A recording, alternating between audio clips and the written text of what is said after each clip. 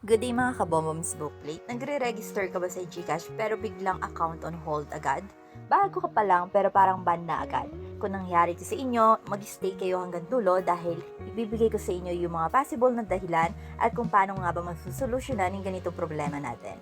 Ang una, alamin muna natin yung possible reasons. Bakit nga kaya na-on hold agad ang account?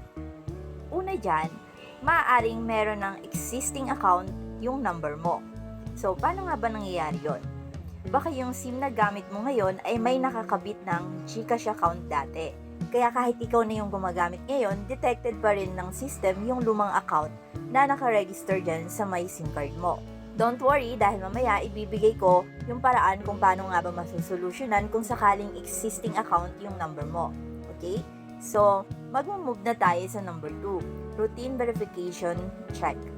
So, ito yung part kasi na ito ay security ni GCash. Minsan, nagkakaroon sila ng regular checks para masiguradong legit lahat ng users. Lalo na sa mga bagong register. Pwedeng ma-on hold muna hanggang ma-verify mo yung identity mo. Importante na mag-monitor tayo ng email natin saka ng SMS natin.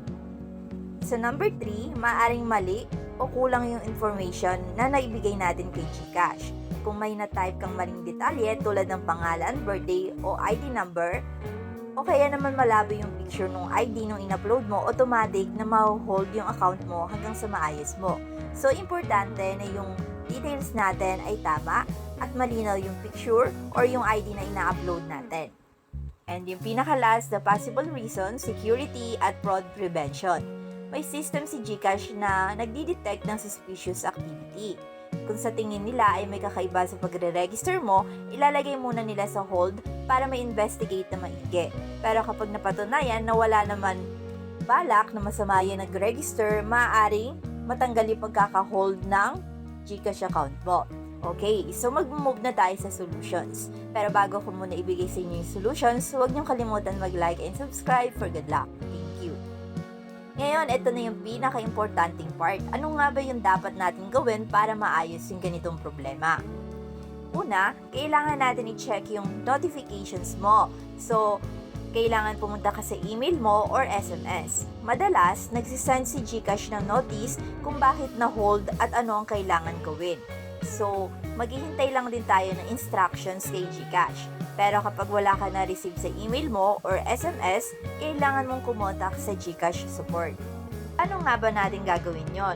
Pumunta ka lang sa app ng GCash, hanapin mo yung Chat with GG. Pero meron na din akong tutorial kung paano nga ba tayo kukontak sa GCash support. So para hindi na magtagal itong tutorial natin, ilalagay ko na lang yung link ng ating video sa may description. Ito yung pangatlo. Kailangan mong ayusin yung info or yung documents mo. So, halimbawa, mali yung naibigay mo or meron problem sa ID mo, siguraduhin mo lang na tama at tugma lahat ng detalye sa ID mo. So, isubmit mo lang ulit yung malinaw at walang edit na picture ng ID kapag hiningi nila. So, eto yung sa may merong existing account. So, kapag meron existing account yung number mo, kailangan mo tong i-report kay GCash. Tutulungan naman nila kayo para i-transfer o i-deactivate yung lumang account para magamit nyo na yung number sa bago nyong account. So, kailangan masabi natin sa GCash support yung ating sitwasyon kapag meron tayong existing account. And yung number 5, yung pinaka-last, wait for the review.